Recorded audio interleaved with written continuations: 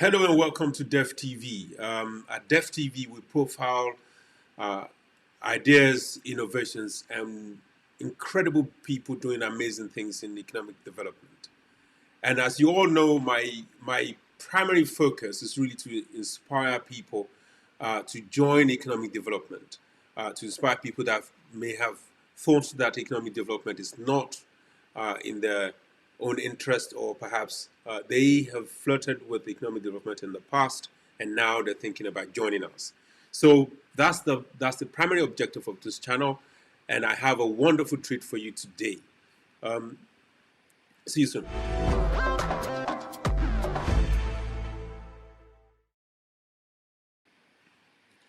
Hello and welcome. My name is Al Habib Bonifade. My interest is primarily to inspire people to join economic development. And I have a fantastic guest with me today to tell us about her experience and challenges and the rewards that she's gotten from economic development. This amazing, bright person has been promoted 3 times, no, 4 times in the last 3 years in a large international development organization. An amazing talent. She's very keen on mentoring people. So I thought it would be fantastic for her to come and have a discussion with us. Her name is Florence Randari. Hi, Florence. Hi, Habib. How are you? I'm good. I'm good. Thank you for hosting me. No, thank you for joining us, and thank you for really coming on here to inspire not only new entrants but people that are already are in economic development and hope maybe losing some sort of interest in what they do. So thank you for coming on to Dev TV. So how's Definitely how's the done. pandemic been? How's that been in where are you now? In Kenya or Uganda? Yeah, I am currently in Kenya at home, but I am based in Uganda. So for most of the time since March, I have been in Uganda, where I am based. And how's the pandemic affected your work? It has been interesting in a way, not in a good way, because we know the effects of the pandemic to the different communities, Mm, especially in the communities where we are working in Uganda. But I mm, would say, from my side of work, at least we did get a lot of flexibility to actually reach out to the communities, but maintaining health protocols. To make sure that the communities are not, getting very vulnerable at this moment, by supporting them and also just creating more awareness about how they can continue protecting themselves. So I would say it hasn't been, less work and more staying at home and working from home, relaxing. It has been very engaging and involving, especially with the frontline workers in a lot of NGOs. mm. Wow. So Yeah, so even though we have all of these restrictions, you've been able to get out there to do the work that you do and engage with the community, but obviously maintaining the protocol, the health protocol. definitely. Yeah, maintaining the health protocols and working closely with the government. Because as we understand, a lot of governments are still, are reaching out to the people, offering any support that they can. But I think the NGOs have played a very big role. And, I've been honored to work with an organization that is out there trying to support the communities. And most people, yeah, at my place of work, I've been out, working, but observing all the health. Oh, fantastic, fantastic! Wow. So just before we carry on, what would be really nice is for you to tell us what area of economic development you work in, what specialist area, and and maybe give people an idea of what the work entails. Great, yeah. So I am a monitoring, evaluation, and learning professional. I've been in the economic development, international development sector for 4 years now. And I would say the monitoring, evaluation, and learning, department or sector by itself, it's very huge. There are different things that people within this department do. And for me, I think it has been different depending on the level that I am at. So when it comes to monitoring, the key role, when we talk about monitoring, is making sure that we are actually measuring what we are doing. So you have indicators for the different outcomes that you're looking at, or the different outputs that you're actually, trying to get to, and then making sure that we collect data to help us understand if we are reaching, those goals or outcomes. And then when it comes to learning, a lot of that is really looking at, is what we are doing effective, and are there things that we can do to improve the way we are doing things. So I would say right now, where I am at in my career, I am focusing more on that side of, learning, doing studies to make sure that we understand exactly what is the impact of what we are doing, and how can we improve the way we are delivering projects to make sure that we achieve the highest outcomes. So I suppose you're on the other side of the sort of work that I do, which is basically implementing a particular intervention. So you come in and you basically test my logic and test the impact of whatever it is that I've been doing. Excellent. So Exactly. so now a lot of people that watch this channel or follow this channel, what they're keen on is to really identify the areas of specialism within economic development. And Right. monitoring and evaluation appears to be really a good area to specialize in. There was a speaker that came onto our TV channel that mentioned that monitoring and evaluation is particularly difficult to get really talented people. Can you tell us how you became? First of all, why did you choose economic development? Why did you decide that within economic development it would be monitoring and evaluation that you do? Is it because of this demand and supply issue where there's more demand for people with M&E skills? Is that why you joined the M&E and decided to focus on specializing on M&E? Yeah, so that is a good question. So I think I will start why I am in economic development or international development. So I grew up in a small town here in Kenya, and one of the things that I observed as I was growing up, we had a lot of NGOs around. So I do remember my grandmother going for all these meetings with NGOs, and she would come back with a few shillings, the ones that they give people if you attend the trainings and all that. And then I also did spend some time in Nairobi. After high school, I did stay with a relative in one of the Nairobi slums, and that is the part where I got exposed to actually, very closely working with NGOs and just seeing the type of things that they do. And I think I remember just asking myself, why are people building schools but not providing anything else, And then when the NGOs leave, those schools are just, they are not managed well because there are no people to manage them. There are no teachers, so kids don't go to school, or they just have buildings, but there is any other support that is being offered. I think at that point, I think that's when I realized, why is this happening? Like, why are people just investing in material things, but then not following up to make sure that, the end goal is achieved? Because most of the programs were, we need to make sure that, the vulnerable kids in these areas are educated.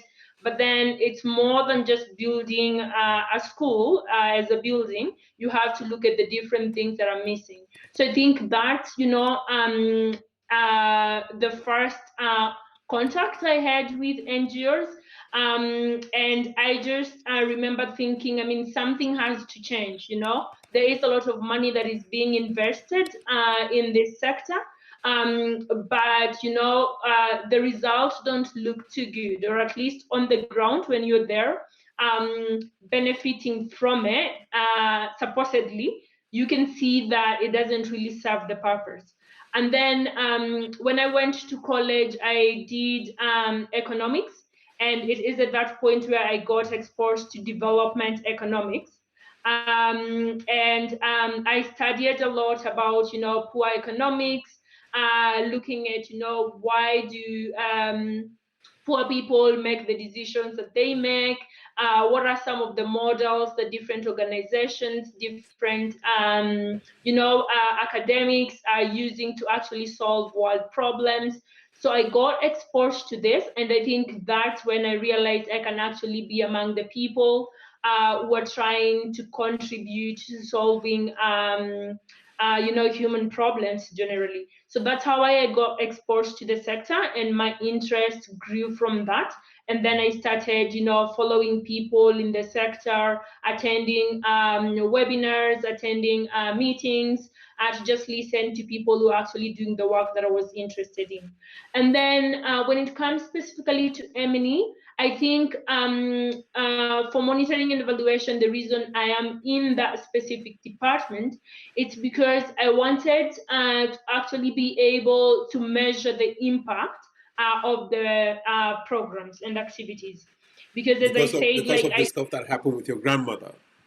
exactly, yeah, my grandmother just used to go to the meetings, get a few money, but then that took away time, from doing other things that would have probably been more productive, because the trainings were like weird things, like how to write a business plan. My grandmother did not go to school, so definitely she wasn't going to write a business plan for anything.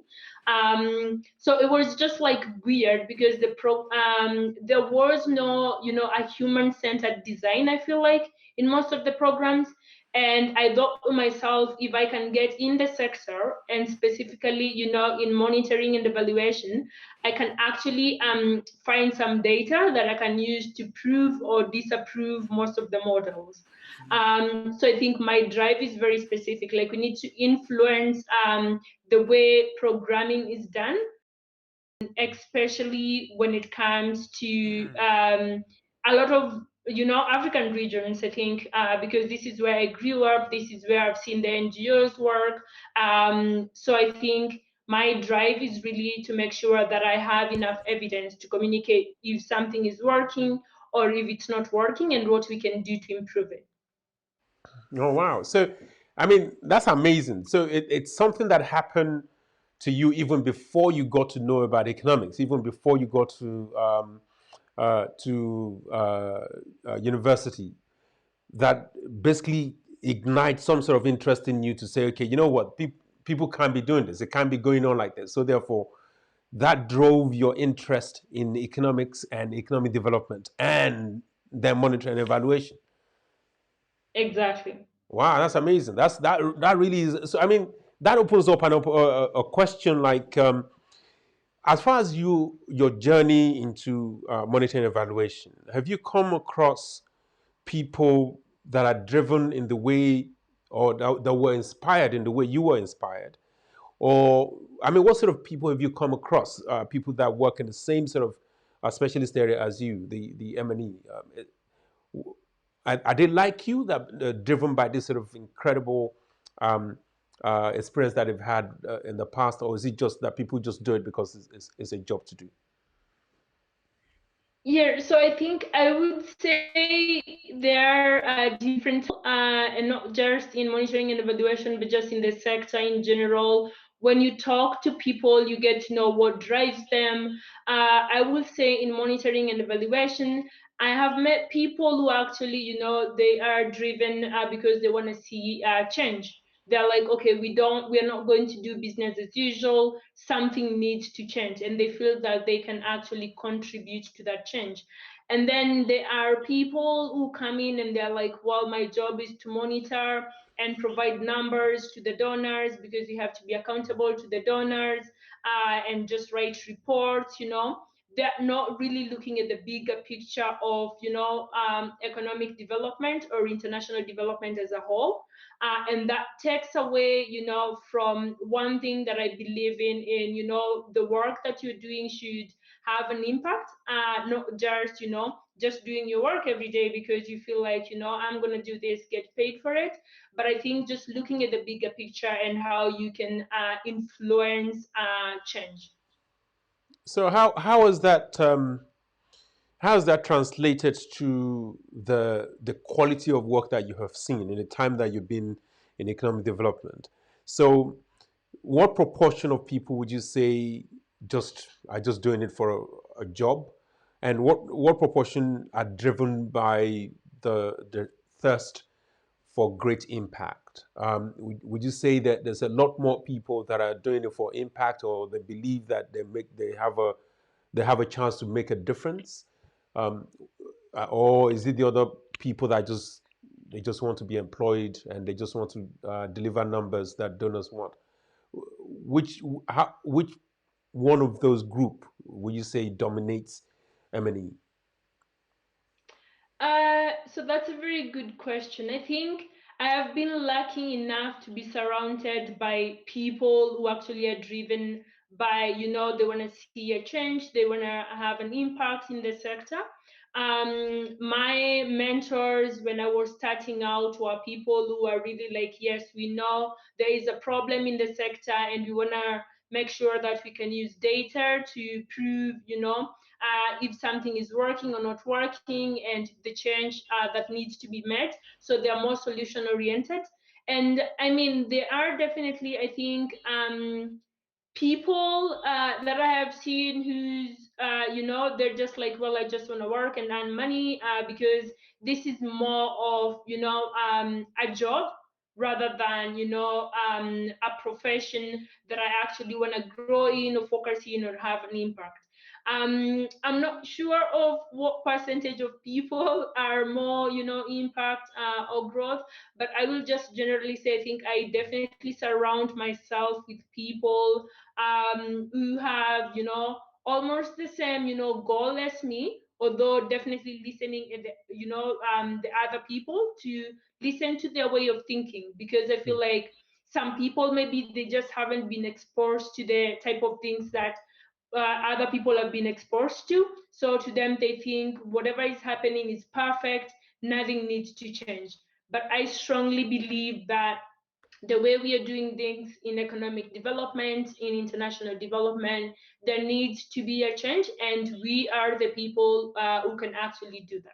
So I think recognizing that adds more value to the way you look at things and the way you do your work. So one of the things that that always troubles me is people's mindset. So in some of the places that I've worked, people some people within economic development um, do not or cannot connect their particular activity with the development of the particular nation that they're in. Um, have you found that to be true, and have you been able to use your M&E skills, and especially the sort of numbers that you're collecting, because you probably see the impact of economic development projects in these countries more than most in economic development itself. So is it do you engage in this sort of discussion where you show the impact, you show the numbers, that this is not a wasted time, this is it takes a bit long to get impact and get people out of poverty.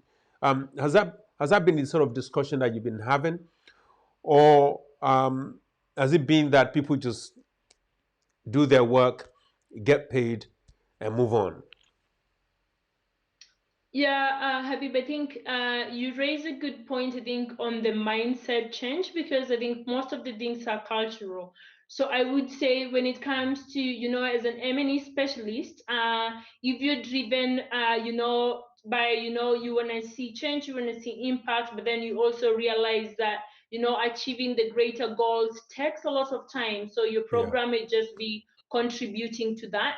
But Yeah. if you can actually articulate some of the solutions that people can apply to adapt what they're doing, I think that's the most important thing. How can you use the data that you have? How can you use the evidence that you have to actually influence the way the program is running?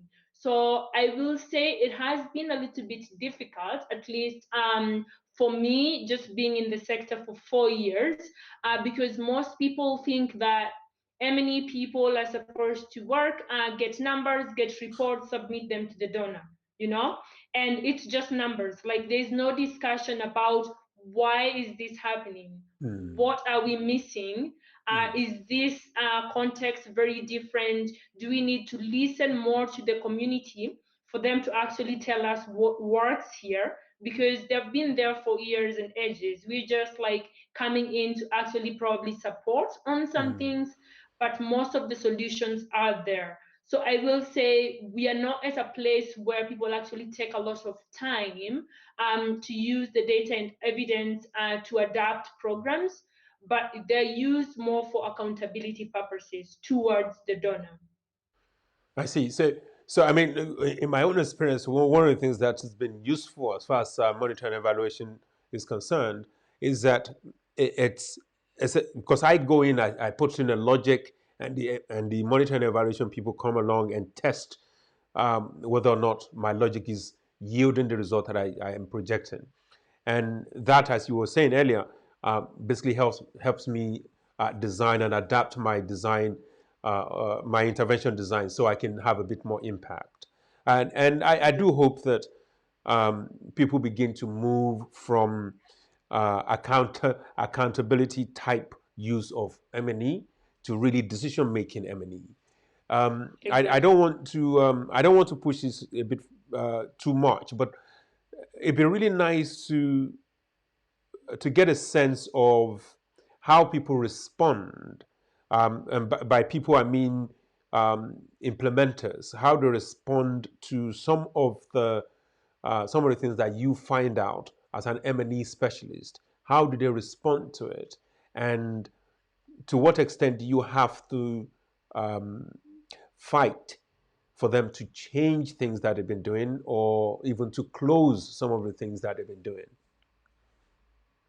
Yeah, I would say it's definitely a big struggle in the sector, and this is just based on my 4 years of experience working with implementers. And I will say it's not just them, but I think it's just generally probably in this sector because, as we know, projects or programs are time bound. So there are people who will bring up a point of if we need to change or adapt something, it will take a lot of time before that picks up. So once the program is designed, then people are more likely to just do what they said they are going to do, right? Without putting in a lot of flexibility factors throughout the program period. Another thing is if whatever we find out or whatever solutions we propose have budget impact, then people can claim that, we don't have a budget maybe to do this thing the way you're suggesting it, or we don't have enough time or resources or staff or capacity. So I would say there is a lot of pushback from that sense, but we have seen donors, I think, get more flexible with time. But we need strong evidence to actually advocate for change when it comes to if we need more money to actually reach our highest level outcomes, or if we need the program to be extended, or if we need to hire specialists in different sectors.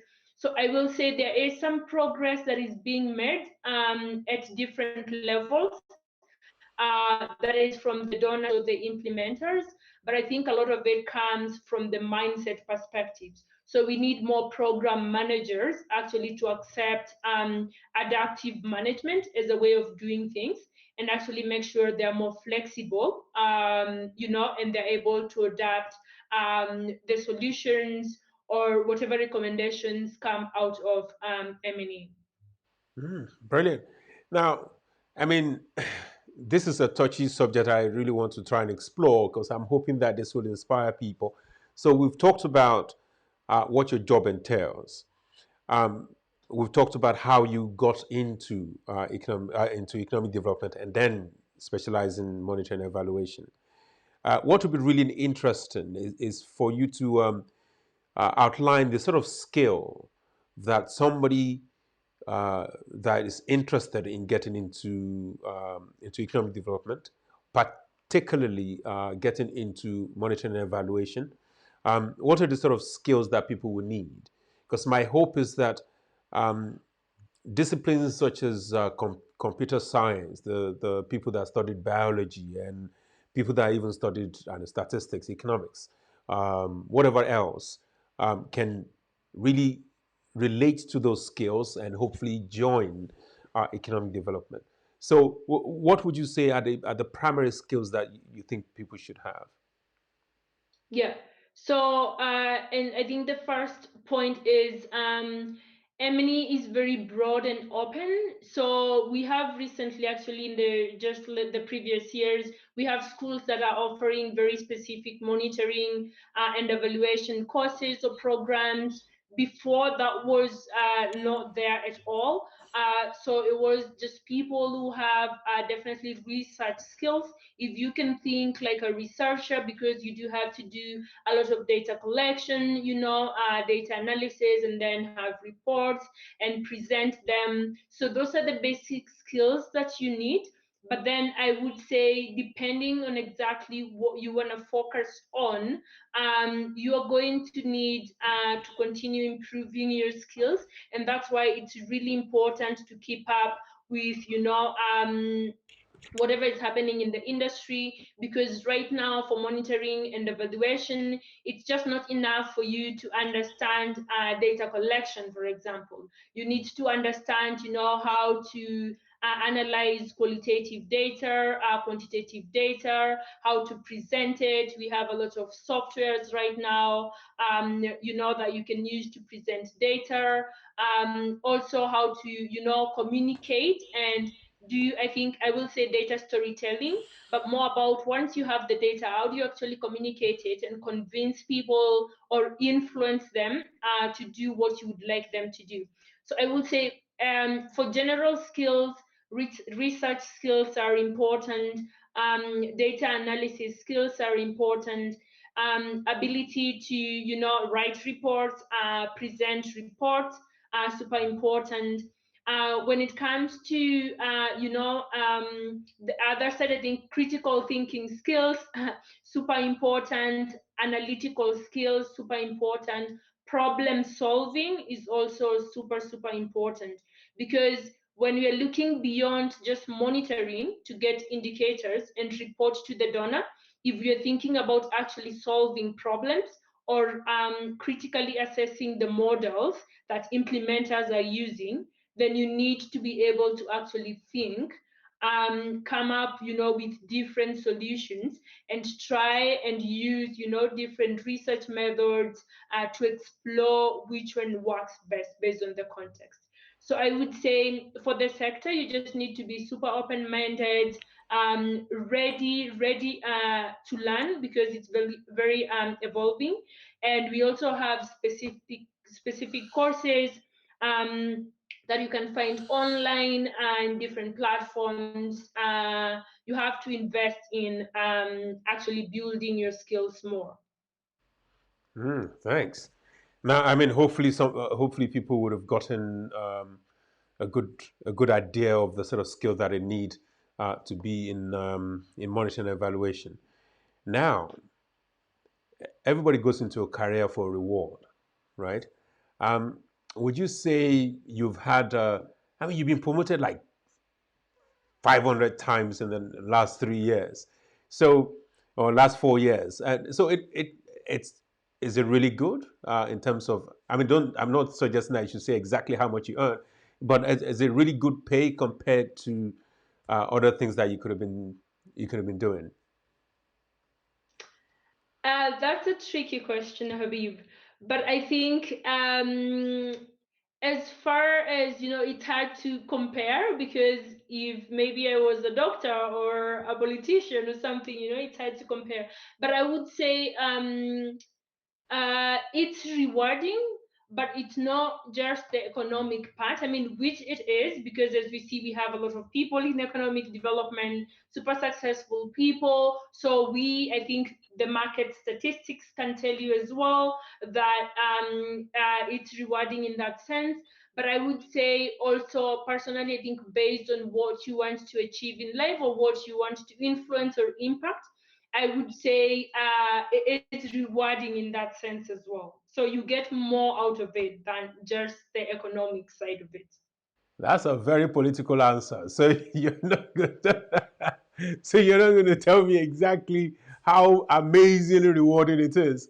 I mean, I have heard rumors that M&E people get serious money. They earn seriously higher than average earning in any country in any sector. That's right here.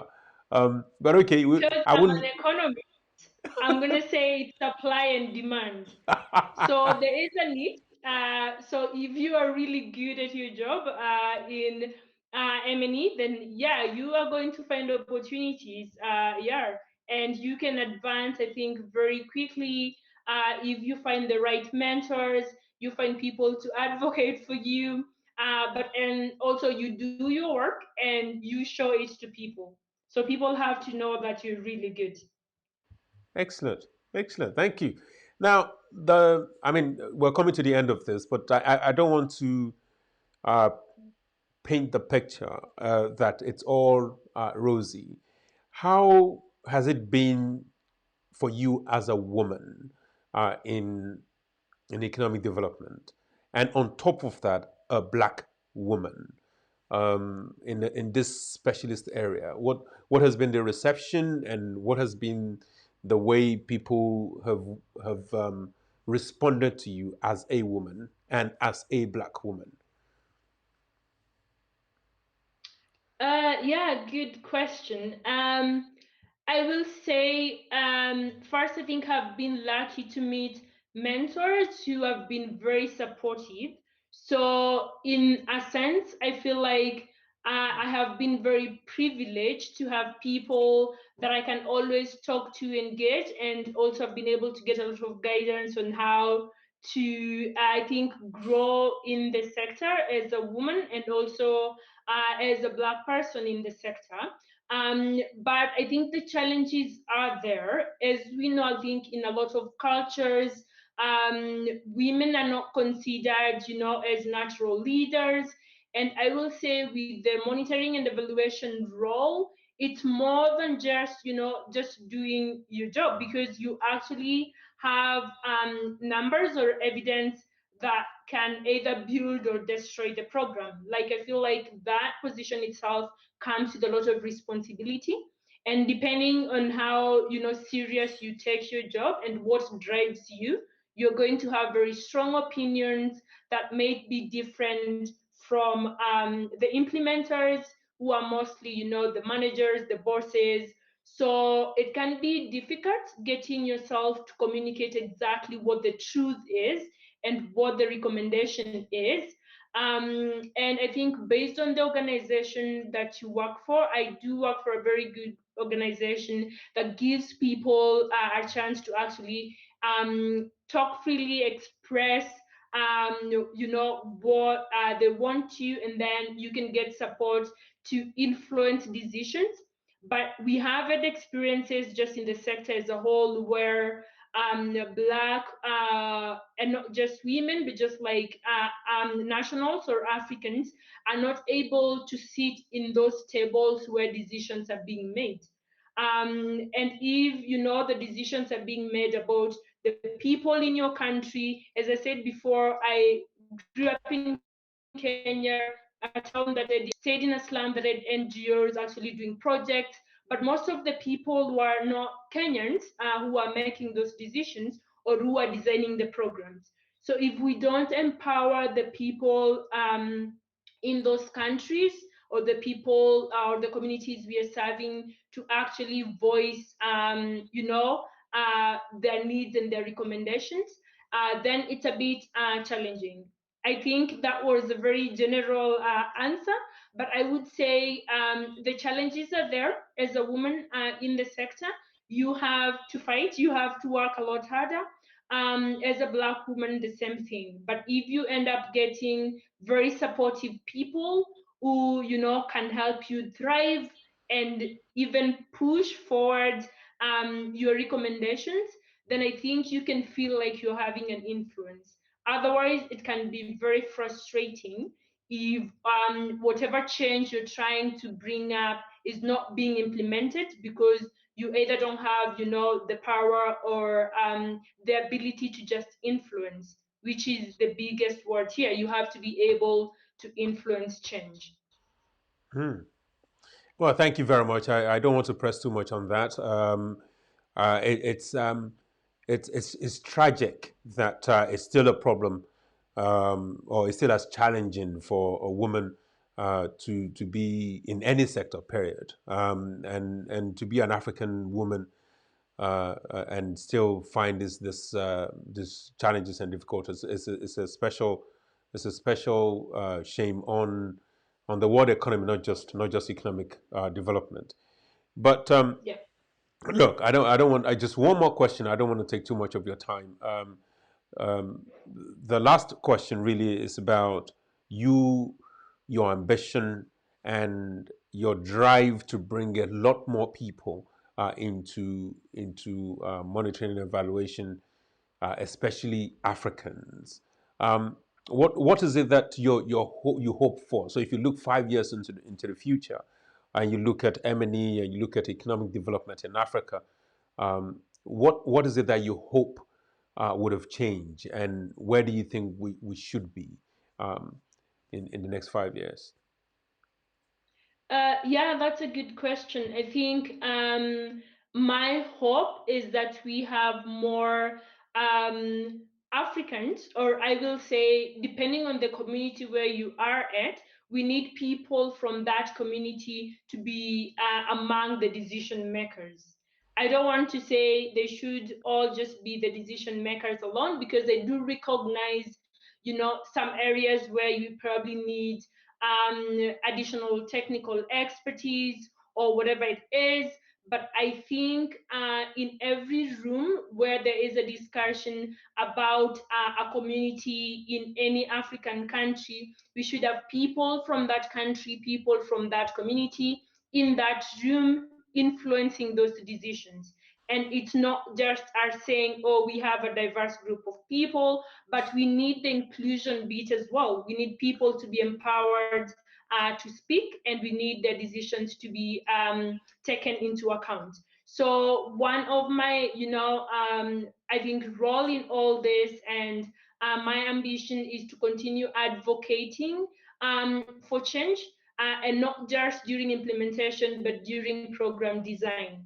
We need people to design human-centered projects, and that can only happen if we actually are in those communities, talk to the experts in those communities, and have them actually inform the design of the program, but also make sure that we are paying for their labor. So not just consulting and leaving them there, but those people are expertise. We pay for their labor the same way we would pay any other non-national staff or expert staff, so that they can actually influence the decision. And then we make sure that, and I think this comes more from the donor side, there needs to be accountability to the implementers on, how flexible are you? Can you prove that actually the model you're using has been tested in this community and it's able to work? And I think another thing that I do, one of my goals is to make sure that our communities are empowered enough to advocate for change, and not to look at economic development implementers as the supreme gods who come and do everything, but we should be asking them questions, holding them accountable. If we have any unexpected things happening, we should be following up and holding them accountable. Wow, brilliant. No, thank you very much. Look, I think I've heard you long enough. I really, really appreciate the fact that you've come on here, and I'm grateful for all of the stuff that you've shared with us. And I'm hoping that this will definitely have inspired some people to think about economic development, especially Black women to think about economic development and monitoring and evaluations specialism area. So thank you very much for coming on Dev TV. I am hoping that you will come back and discuss some more with us.